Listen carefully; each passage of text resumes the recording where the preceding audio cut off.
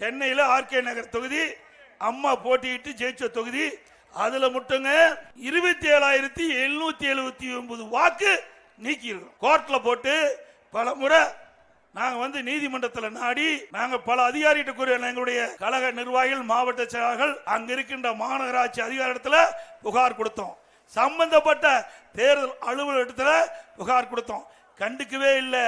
போலி வாக்காளர் நீக்கவே இல்லை. ஒரு தொகுதியில நீதிமன்றம் போய் நீதிமன்றத்தில் முறையாக ஆதாரத்தோடு இவர்களெல்லாம் போலி வாக்காளர் என்று நீதிமன்றத்தில் கொடுத்து வாதாடி 27,779 பேர் நீக்கி இருக்கிறோம். நீங்க பேசலாமா? ஒரு தொகுதியிலங்க, ஒரு தொகுதியில 27,779 எப்படி இந்த ஆட்சியில போலி வாக்காளர் சேர்க்கிறார் என்பதை மக்கள் உணர வேண்டும். எல்லாம் நாங்க ரெக்கார்டோட வச்சிருக்கிறோம், ஆதாரத்தோட பேசுறோம்.